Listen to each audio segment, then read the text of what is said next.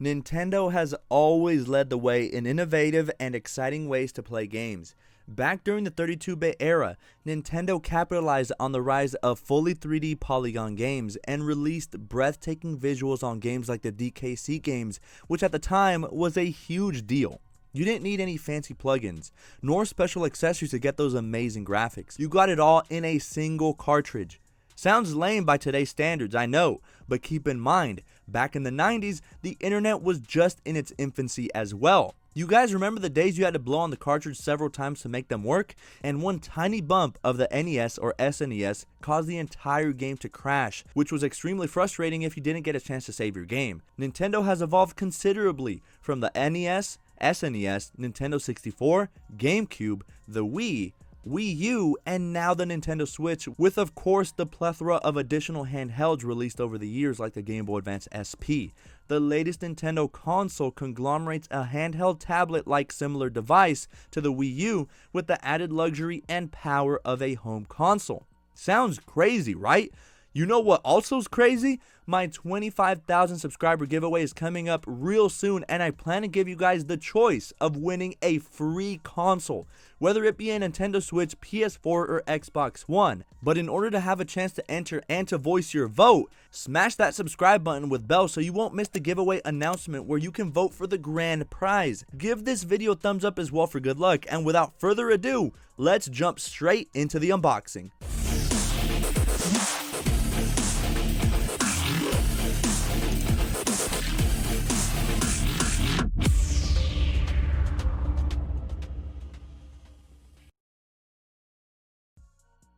Gear up because this unboxing is huge. Nintendo always loves to spoil us with a bunch of goodies.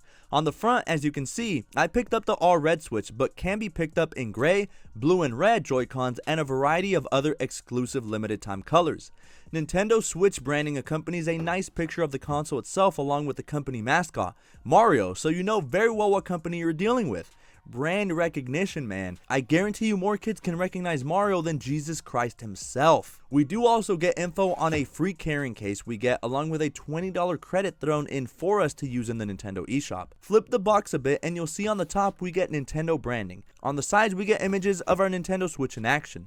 On the back, the Nintendo Switch switching up on us and being used with the Joy-Con separately, kind of playing on words a bit as the name of the console suggests. You can switch how you play it.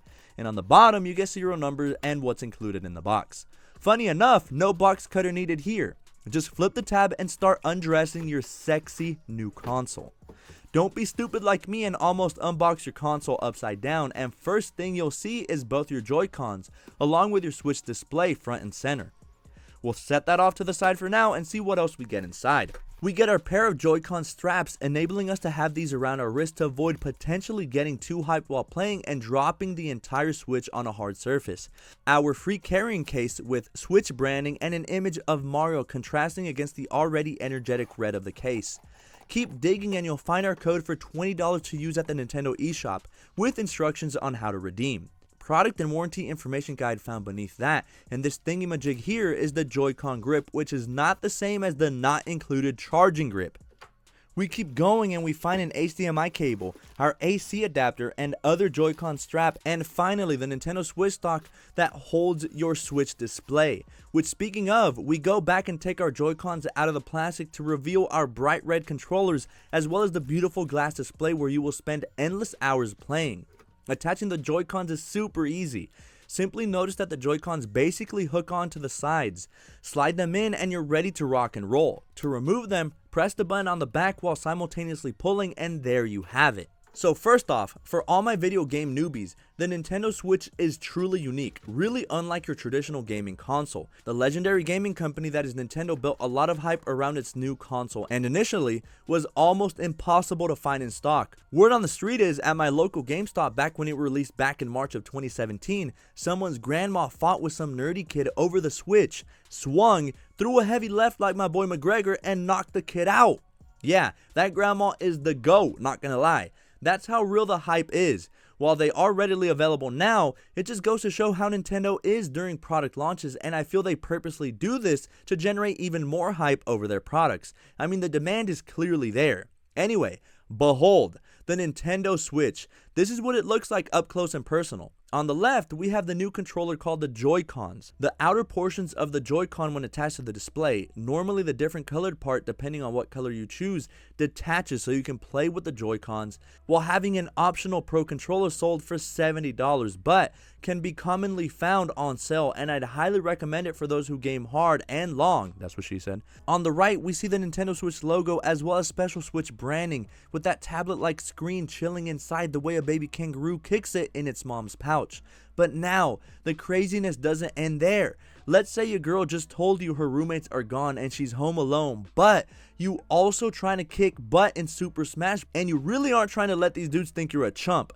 No problem. You just remove the screen with the controllers attached and bam, portable gaming console. So now you can drive 95.4 to see your girl. Don't know what 95.4 means? 95 miles per hour with all 4 windows rolled down. Let's get it, baby. This is pretty neat since you get the best of both worlds. The portability of a handheld but the power of a home console.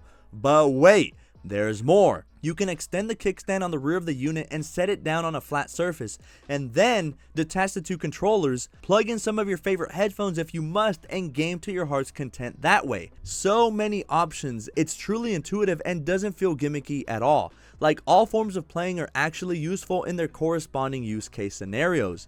When you detach them from the tablet screen thing, it reminds me of how the Wii controller and nunchuck played.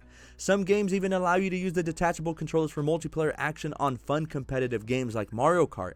Speaking of games, the majority of games on Nintendo are infamous for being very exclusive, only to the realm of Nintendo. They rarely like to expand, and if you do find a Nintendo exclusive somewhere else besides on a Nintendo console, it's almost always a really bad bootleg. Seriously, titles like Mario, Donkey Kong, Pokemon, Legends of Zelda, the Kirby games, Xenoblade Chronicles, and so many more are not only extremely fun, but are hardwired at the heart of the Nintendo franchise, and very rarely do they let other companies develop their games on other consoles, much less release the licenses for the Nintendo characters so easily. This is done on purpose though, to entice customers and make them brand loyal to Nintendo. You have a plethora of fun titles to choose from, and best yet, majority of games are also kid friendly, so the Switch makes a perfect console for young children up to the preteen age, and even your 30-year-old husband. Like, that's the beauty of Nintendo games. Now, of course, you will have some rated M games like Mortal Kombat, but the majority of them are kid friendly. Classics like Super Smash Bros., Legend of Zelda, Breath of the Wild, and Mario Kart 8, just to name a few.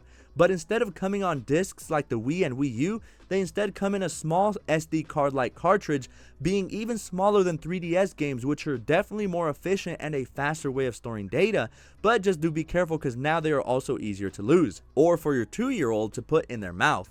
Just thought I'd give you guys a heads up. As you can see, with or without the Joy-Cons, the console is extremely lightweight and portable. On the display itself, it is a 6.2-inch diagonal LCD display with a native resolution of 1280 by 720.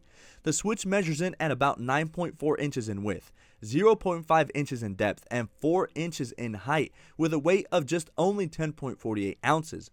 Like I said, this isn't your standard console, it truly is unique. The battery on the display is a rechargeable lithium-ion battery rated at a capacity of 4,310 mAh and has an estimated runtime of up to 6.5 hours of juice per charge, give or take on average. The battery was much improved on the Switches after mid-2019, extending the battery to a range of in between 4.5 hours to 9 hours, whereas before it only lasted from 2.5 hours to a maximum of 6.5. The Joy-Cons work via Bluetooth technology and have features including an accelerometer built in to detect tilt and other motions, and features a non-removable 525 mAh lithium-ion polymer battery. They charge up when attached to the Switch console.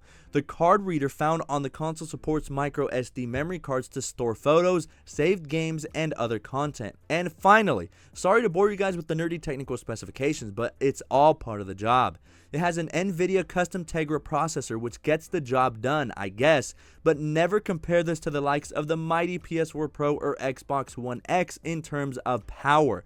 They're just not in the same category, but that's the thing. The Nintendo consoles don't overly emphasize graphics. As a matter of fact, graphics performance on the Switch are really similar to the previous Wii U. It's the fact that most of Nintendo games are cartoony in nature, so that makes up for the lack of graphics. In terms of the actual CPU though, it features a quad-core Cortex A57 plus a quad-core Cortex A53 at 1.02 GHz and features 4 GB of onboard memory with 32 GB of standard internal storage, which can be easily expanded up to a whopping 2 TB to store all of your games and music. So listen, there's just so many great things about the Nintendo Switch. It's loads of fun, moderately priced at $299 for what it is. The UI is excellent, very fluid, and very easy to understand, and of course the selection of games is top notch.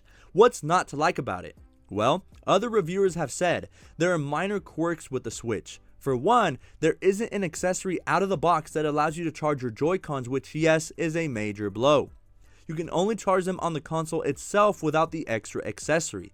I also think the placement of some of the buttons is kinda silly and doesn't fall within reach of the natural ergonomics of the human hand.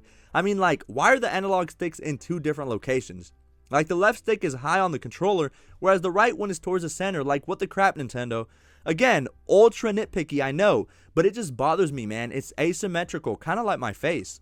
The D-pad is also split and therefore not unified, and not like a traditional D-pad being made up of separate buttons rather than it feeling like one cohesive piece. This is especially problematic on older NES titles that you can buy from the Nintendo eShop and receive from the Switch Online subscription that also allows you to play online multiplayer, cloud saving, voice chat, and access to even more SNES titles. This is because some of the older titles require exact precision, time jumps, and overall are just hard to play on a split D-pad. Other than that, there's little to complain about here. Sure, at launch multiplayer was free and now we have to pay, but their online servers and services are way better and more robust now and seem to be much more reliable. When reviewing consoles, there's just so much we can talk about and make these videos run for 60 minutes plus. I didn't want to do that to you all. This has just been a review encompassing the basics of the Nintendo Switch, but trust me, there is so much going on here. If you'd like a more in-depth detailed comparison to the new Nintendo Switch Lite, hit the subscribe button with bell notifications so you're always in the loop when it comes to tech. Also, like I mentioned earlier, I am quickly approaching 25K, and as a thank you to all my subscribers, I'll be making a poll so you can decide what you want the grand prize to be. I'm thinking of putting up options like an iPad mini, AirPods Pro, a Nintendo Switch, and maybe even a PS4, so do not miss this opportunity. Anyway guys, I'm going to pump out more console reviews here shortly, and do some comparisons and such.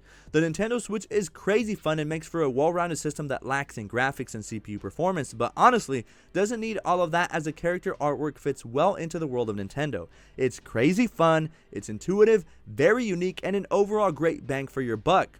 Whether you have a 7-year-old child or if you're in your late 20s wanting to reminisce on the good old days with some nostalgia and buy some NES or SNES classics, the Nintendo Switch has a vast library of games for everyone. And with its intuitive controls, you can play straight off the display with the controllers, hook it up to your TV and play to your heart's content that way, or detach the Joy-Cons from the display and play that way. It's definitely one of my favorite consoles, and I am 100% certain it will sell exceptionally well this holiday season. That's been it for me guys. I'm clocking out of this one, but I can't wait to catch you all in my next video.